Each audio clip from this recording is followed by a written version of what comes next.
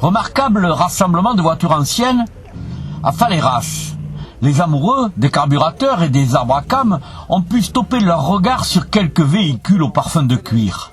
Des pièces rares, imprégnées d'une odeur caractéristique d'essence, ressenties comme des effluves à remonter le temps.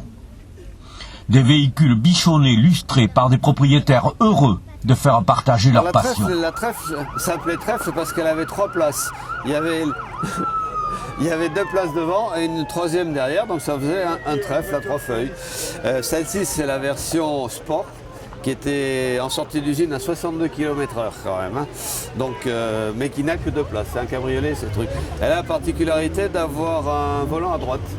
C'est a priori la seule qui reste en France en conduite à droite. Il y en a eu une toute petite série qui a été faite pour l'Angleterre, bien évidemment, puisque nos amis anglais sont toujours à conduite de l'autre côté.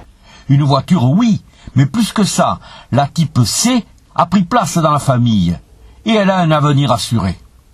Ça, mon père l'a acheté en 56 à un docker sur les quais à Bordeaux, qui avait coupé l'aile arrière, qui avait sorti le pneu et qui faisait tourner une scie circulaire avec. Il avait posé sur des parpaings et il faisait tourner une scie circulaire.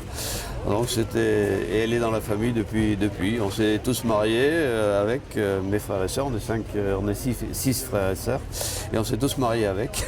La voiture de la famille, on la garde. Elle fait partie de la famille. Ouais, normalement c'est ma fille qui va la reprendre et mon fils reprendra la Rosengart derrière. Voilà. Alors ça reste quand même des véhicules très compliqués, non, à gérer. Non, c'est très simple. Ce sont des moteurs qui sont fiables finalement. Ça tourne pas vite, c'est un peu comme un tracteur. Et on trouve encore beaucoup de pièces. Beaucoup de pièces sont encore refabriquées pour ces modèles-là.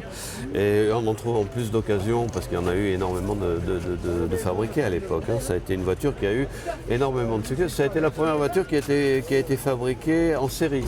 Parce que M. Citroën était un fervent admirateur d'Henry Ford.